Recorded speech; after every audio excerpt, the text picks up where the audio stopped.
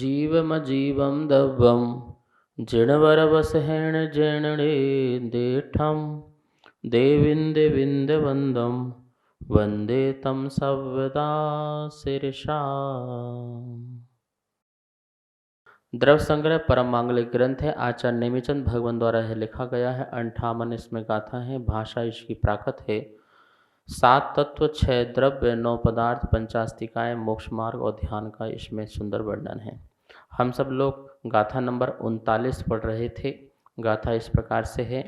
सम्मदंसन्नाणम चरणम मोक्षस्य कारणम जाने व्यवहारानिच्छय दो तत्ति मयोनियो अप्पा। इसमें व्यवहार मोक्ष मार्ग और निश्चय मोक्ष मार्ग का कथन चल रहा था। कल अपन देख रहे थे अंतिम में निश्चय सम्यक ज्ञान के बारे में कि निश्चय सम्यक ज्ञान क्या बताया था। जो स्वसंवेदन आत्मा का हो, आत्मा का स्वसंवेदन जो है वो निश्चय सम्यक ज्ञान है। राग आदि रहित स्वसंवेदन होने को, जैसा मेरा स्वभाव है, दर्शन स्वभाव, जानना स्वभाव है, वो निज परमात्मा का है।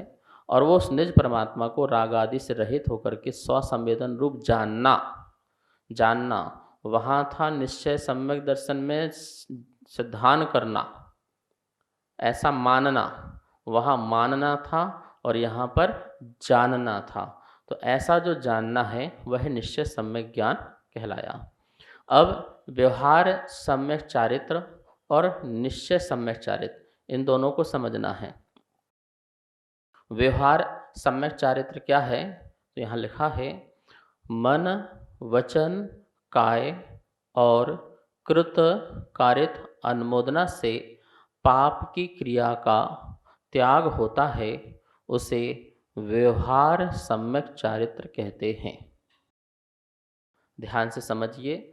मन से, वचन से और काय से, कृत से, कार्य से और अनुमोदना से, ये 9 कोटि हो गई। मतलब कि इसके भंग बनेंगे 9 प्रकार के।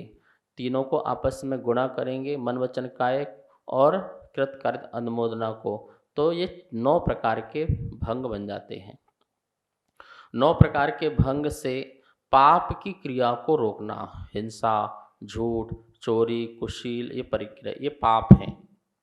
इन पाप को क्रियाओं को रोकने की बात कह रहे हैं कि मन में भी, वचन में भी और काय में भी, कृत से, कारित और अनुमोदना से पाप ना हो ऐसी क्रिया को रोकना, प्रवृत्ति ना हो पाप रूप ऐसी क्रिया को रोकना, ये व्यवहार सम्यक चारित्र है। आप देखते हैं मुनि महाराज की जो भी प्रवृत्ति है वो प्रवृत्ति कैसे होती है। 5 महाव्रत, 5 समिति, 5 इंद्रिय निरोध रूप, ये क्या है? पाप की क्रिया को रोकने के लिए ही तो है। चलते समय देख के चला करते हैं। किसी भी वस्तु को उठाना धरना है तो देख शोधन करते हैं। भोजन ग्रहण करते हैं तो शोधन किया करते हैं। मल मूत्र आदि छोड़ते हैं तो वहाँ भी शोधन होता है। ये सब क्या है? पाप की क्रिया को रोकने के लिए है। तो ये कौन सा चारित्र कहलाएगा? कौन सा चारित्र? व्यवहार चारित्र है। जो भी आचरण प्रवृत्ति प्रधान है वह व्यवहार चारित्र कहलाता है। इसमें प्रवृत्ति होती है, 5 इंद्रिय निरोध करने में भी प्रवृत्ति होती है, 5 महाव्रतों के पालन करने में भी प्रवृत्ति होती है। तो ये जो बताया है कि आप जो प्रवृत्ति पूर्वक जो धर्म करते हैं और उसमें किसी प्रकार की आप पाप नहीं होने देते हैं, मतलब अशुभ से हटना, अशुभ क्रियाओं से हटना और शुभ में क्रियाओं में लगना। मुनिराज जो हैं समता, सामायिक, अष्टावश्यक होते हैं ना, वंदना करते हैं, प्रभु की वंदना कर रहे हैं, ये उनका शुभ चारित्र है। स्तुति कर रहे हैं, शुभ चारित्र है। प्रतिक्रमण कर रहे हैं, शुभ चारित्र है। प्रत्याख्यान कर रहे हैं, ये शुभ चारित्र है। कायोत्सर्ग कर रहे हैं, आलोचना कर रहे हैं, प्रायश्चित ग्रहण कर रहे हैं, उपवास आदि ग्रहण कर रहे हैं, ये सब क्या है? ये इनका व्यवहार चारित्र है। व्यवहार चारित्र है। ये व्यवहार चारित्र जो है मुनिराज का कहाँ तक होता है? जहाँ तक प्रवृत्ति पाई जाती है। तो 6वें गुण स्थान तक मुनिराज का यह व्यवहार चारित्र पाया जाता है। वैसे तो यदि अपन कषाय की दृष्टि से देखें तो 10वें गुण स्थान तक, क्योंकि आचार्यों ने, किन्हीं किन्हीं आचार्यों ने धर्म ध्यान 10वें गुण स्थान तक माना है। यहाँ पर जो निश्चय सम्यक दर्शन, सम्यक ज्ञान, सम्यक चारित्र की बात चल रही है, देखा जाए तो वो तो वीतराग परिणाम की बात चल रही है, वो 11वें 12वें गुण स्थान की बात चल रही है। वहाँ पर जाकर एकता इन तीनों की संभव है, बाकी समय सब व्यवहार ही बताया जा रहा है। निश्चय सम्यक चारित्र किसे कहते हैं? यहाँ लिखा है निश्चय सम्यक चारित्र, विशुद्ध ज्ञान दर्शन स्वभाव वाला निज परमात्मा में निश्चल अनुभूति होने को निश्चय चारित्र कहते हैं। इसे वीतराग चारित्र भी कहते हैं। वीतराग चारित्र, वीतराग चारित्र में आत्मा की अनुभूति होगी तो वहाँ पर नियम से निश्चय, सम्यक दर्शन, सम्यक ज्ञान और सम्यक चारित्र तीनों की एकता होगी ही होगी, बिना उसके अनुभूति नहीं हो सकती। तो इन तीनों की निश्चयात्मक मतलब कि वहाँ पर एक आत्मा ही वहाँ एकाग्र रूप से संभव है। मतलब एक आत्मा के स्वभाव में जो जानना देखना आत्मा का स्वभाव है, विशुद्ध ज्ञान, विशुद्ध दर्शन स्वभाव वाला, अशुद्ध ज्ञान, अशुद्ध दर्शन स्वभाव वाला नहीं, विशुद्ध ज्ञान, विशुद्ध दर्शन स्वभाव वाला जो निज परमात्मा है, ऐसे निज परमात्मा की निश्चल जो अनुभूति होती है, उस अनुभूति का नाम निश्चय सम्यक चारित्र कहलाता है। और यह दशा जो है शुद्धोपयोग की दशा है। चौथे गुण स्थान में क्या शुद्धोपयोग हो जाएगा? यदि शुद्धोपयोग हो जाएगा तो वहाँ भी निश्चय सम्यक चारित्र मानना पड़ेगा। और यदि निश्चय सम्यक चारित्र मान लेते हैं तो फिर ऊपर के जो है श्रेणी चढ़ने की आवश्यकता क्या है? जब शुद्धोपयोग मुझे चौथे गुण स्थान में ही हो गया, डनलप के गद्दे में बैठे बैठे, एसी में बैठे बैठे यदि हमें शुद्धोपयोग हो ही गया तो फिर ऊपर की साधना की ज़रूरत ही क्या है? आप पंखा एसी में बैठे हो तो उस समय आप किसका अनुभूति कर रहे हो? स्पर्शन इंद्रिय की अनुभूति चल रही है प्रति समय। आप ठंडी शीतलतापना जो है उसकी अनुभूति कर रहे हैं। इंद्रियों की अनुभूति हो रही है, ना कि आत्मा की अनुभूति हो रही है। और जब आत्मा की अनुभूति नहीं हो रही तो वहाँ शुद्धोपयोग कहाँ हुआ? वस्त्र पहने हो तो वस्त्र की अनुभूति हो रही है, ठीक है। तो आप प्रति समय पांचों इंद्रियों की अनुभूति कर रहे हैं और ऐसे अनुभूति कर रहे हैं, वहाँ पर अतीन्द्रिय अनिंद्रिय आनंद लेना चाहते हैं। बोलते नहीं नहीं हम तो कणिका, छोटी सी कणिका लेना चाहते हैं, एक कण मिल जाए अतीन्द्रिय आनंद की। ऐसा होता नहीं है। ऐसा नहीं होता है कि एक कण जो है आपको एक छोटा सा अंश अनुभूति हो जाए। होगी तो पूरी होगी और नहीं होगी तो बिल्कुल नहीं होगी, ये ध्यान रखना। ऐसा कभी कदापि नहीं होता है कि थोड़ा थोड़ा सा हो जाएगा, बिल्कुल भी नहीं, ऐसा नहीं होता है। अनुभूति होगी तो पूरी ही होगी। और वह प्रत्यक्ष दर्शन जो है कसायों के अभाव में, इसलिए लिखा है यहाँ पे वीतराग चारित्र भी होता है। तो वीतराग चारित्र कहाँ से प्रकट होगा? वीतराग का अर्थ क्या है? समस्त कसायों के अभाव का नाम जो है वीतराग चारित्र। तो वीतराग चारित्र तभी प्रकट होगा जब समस्त मोहिनी कर्म नष्ट हो जाएगा। और समस्त मोहिनी कर्म का अभाव कहाँ होता है? या तो 11वें गुण स्थान में या फिर 12वां 13वां 14वें गुण स्थान में। यहाँ वीतराग चारित्र होता है। यहाँ मोहिनी की एक कणिका भी नहीं रहती है, तो संपूर्ण रूप से वीतराग चारित्र प्रकट होता है। तो देखा जाए आगम ग्रंथों की अपेक्षा तो जहाँ समस्त मोहिनी कर्म का अभाव हो जाए वहीं पर निश्चय रत्नात्रय प्रकट होता है। इसके पहले पहले जो है वहाँ सब व्यवहार रत्नात्रय है। व्यवहार रत्नात्रय है, बिल्कुल व्यवहार रत्नात्रय चल रहा है। इसके पहले शुद्ध ज्ञान आदि का अवलंबन चल रहा है। 8वें गुण स्थान में भी 9वें गुण स्थान में भी भगवान की वाणी का चिंतन चल रहा है। भेद ज्ञान आदि जो है उसका अनुभवन किया जा रहा है। तो ये सब क्या है? व्यवहार चारित्र ही लेना। इसके ऊपर जो है जहाँ मोहिनी कर्म का अभाव होता है वहाँ पर निश्चय रत्नात्रय अर्थात निश्चय, सम्यक दर्शन, सम्यक ज्ञान और सम्यक चारित्र वहाँ होता है। क्या व्यवहार रूप से तीनों एक साथ नहीं हो सकते हैं? हो सकते हैं, लेकिन चौथे गुण स्थान में नहीं होंगे। छठवें गुण स्थान से 10वें गुण स्थान तक व्यवहार रत्नात्रय हो सकता है, भेदात्मक हो सकता है। अभेदात्मक में प्रवेश हो सकता है, लेकिन पूर्णतः का अनुभव नहीं हो सकता। पूर्णतः का अनुभव तो कषाय के अभाव में ही हुआ करता है। इस प्रकार इस गाथा के माध्यम से अपन ने व्यवहार मोक्ष मार्ग और निश्चय मोक्ष मार्ग को समझा। अब अपन को ये समझ लेना चाहिए कि सबसे पहले हमें कौन सा पुरुषार्थ करना है। निश्चय मोक्ष मार्ग के प्रति भावना रखना है और व्यवहार मोक्ष मार्ग का अनुभव करना है।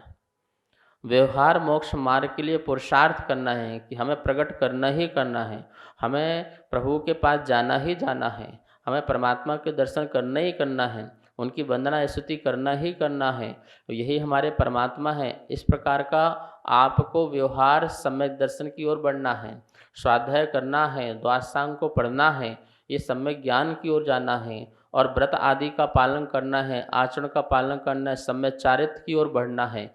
सर्वप्रथम हमारा कर्तव्य है व्यवहार सम्यक दर्शन, व्यवहार सम्यक ज्ञान और व्यवहार सम्यक चारित्र होना है। ये हमारा सबसे पहले कर्तव्य है। सम्यक चारित्र जहाँ है यदि, तो वहाँ पर नियम से सम्यक दर्शन सम्यक ज्ञान भी होगा, लेकिन जहाँ पर सम्यक दर्शन मात्र हो वहाँ पर सम्यक चारित्र हो ये जरूरी नहीं है। कुछ लोग कहते हैं कि नहीं, तीनों तो वहीं हो जाते हैं चौथे गुण स्थान में, कदापि नहीं हो सकते हैं, वो आगम के विरुद्ध कथन करते हैं। इस प्रकार से यहाँ पर व्यवहार और निश्चय मोक्ष मार्ग का वर्णन संपन्न होता है और आगे कहते हैं कि रत्नत्र स्वरूप आत्मा मोक्ष का निश्चय कारण है। उसके बारे में आचार्य भुवन जो है 40 नंबर की गाथा बता रहे हैं। आइए सबसे पहले उस गाथा का उच्चारण करते हैं और उसके अर्थ को फिर समझते हैं। द्रव्य संग्रह गाथा नंबर 40। रणत्तयम, रणत्तयम, यहाँ दो ता हैं, रणत्तयम, ना वट्टई, वट्टई, अप्पाणम, अप्पाणाम, मुयुत्तु, मुयुत्तु, यहाँ पर या लिखा है, कहीं कहीं आपके ग्रंथ में ई लिखा होगा, तो दोनों ही सही हैं। मुयुत्तु बोलो या मुयुत्तु बोलो। अन्न दवि यम्मि, अन्न दवि यम्मि, तमहा तत्तीय मय्यो, तत्तीय मय्यो, होदि, होदी हो, होदी हो, मोक्षस्य, मोक्षस्य कारणम आदा, रणत्तयम ना वट्टई, अप्पाणम, मुयुत्तु, अन्नदवियम्मिः, तमहा तत्तीय मय्यो, होदि हो, मोक्षस्य कारणम आदा। ठीक है, अब इसका पूरा उच्चारण यहाँ पर करते हैं। रणत्तयम न वट्टई, अप्पाणम, मुयुत्तु, अन्नदवियम्मिः, तमहा तत्तीय मय्यो, होदि हो, मोक्षस्य कारणम आदा। अब इसका अर्थ समझते हैं। रणत्तयम मतलब रतन, ये हुआ रतन, त्रय मतलब तीन, तीन रतन। तीन रतन कौन से हैं? हमारे जैनों में सब जानते हैं तीन रतन कौन से होते हैं। सम्यक दर्शन, सम्यक ज्ञान और सम्यक चारित्र, ये तीन रतन होते हैं। तो रणत्रयम रत्नात्रय, ठीक है ना, रत्नात्रय नावठई नहीं वर्तता है, नहीं वर्तता है, नहीं ठहरता है, नहीं रहता है। कहाँ नहीं रहता? अप्पाणाम मुयुत्तु, आत्मा को मृत्यु छोड़ करके, अप्पाणाम आत्मा को मृत्यु छोड़ करके, अन्न दवियम्मी अन्य द्रव्य में, दवियम्मी ये सप्तमी का एक वचन है, अन्न द्रव्य में रत्नात्रय नहीं वर्तता, क्योंकि वो अप्पाणाम मृत्यु आत्मा को छोड़ करके, आत्मा को छोड़ करके, यहाँ से अर्थ लगा लीजिए, अप्पाणाम मृत्यु आत्मा को छोड़ करके अन्य द्रव्यों में ऋणत्रयम रत्नात्रय नावट्टई नहीं वर्तता है, नहीं होता है, नहीं रहता है। तमहा इसलिए तत्तीयमयो, ये आधा यहाँ लगा लेंगे, तत्तीयमयो आधा, इसलिए तीनों स्वरूप में, आधा मतलब आत्मा, हो मतलब निश्चय से, होदि मतलब है, क्या है, मोक्षस्य कारणम, मोक्ष का कारण। ये तीनों में रत्नात्रय है ना, तो ये रत्नात्रय जो है इन तीनों में आत्मा ही मोक्ष का कारण हो निश्चय से, होदि मतलब है। ठीक है, अप्पाणाम मृत्यु आत्मा को छोड़ करके अन्य द्रव्यों में रत्नात्रय नहीं वट्टई नहीं होता है, नहीं रहता है। तमहा इसलिए तत्तीमयो आदा, तीनों स्वरूप मतलब रत्नात्रयात्मक आदा आत्मा ही, हु मतलब ही या निश्चय से, मोक्षस्य कारणम होदि मोक्ष का कारण होता है। यह गाथा का अर्थ हुआ। गाथा का अन्वयार्थ देखें यहाँ पर, अप्पाणाम मृत्यु आत्मा को छोड़कर अन्न दवियम्मी अन्न द्रव्य में ऋणत्रयम न वट्टई रत्नात्रय रूप धर्म नहीं होता। तमहा इस कारण से तत्तीमयो आदा रत्नात्रयात्मक आत्मा ही हो निश्चय से, मोक्षस्य कारणम मोक्ष का कारण होदि है। यह गाथा का अन्वय अर्थ हुआ। अब इस गाथा के बारे में विशेष रूप से हमें और समझना है कि यह गाथा हमें क्या बताना चाह रही है। इसके लिए अपन चर्चा जो है कल करेंगे, आज समय हो चुका है। माँ जनवाणी की स्तुति करते हैं। सभी लोग बहुत स्वाध्याय करें और अपना ज्ञान का अर्जन बढ़ाएं, इसी भावना से। वाणी के ज्ञान ते सूझे लोकालोक, सो वाणी मस्तक नमो, सदा देत हूँ धोख, सदा देत हूँ धोख। सबको बहुत बहुत मंगल आशीर्वाद।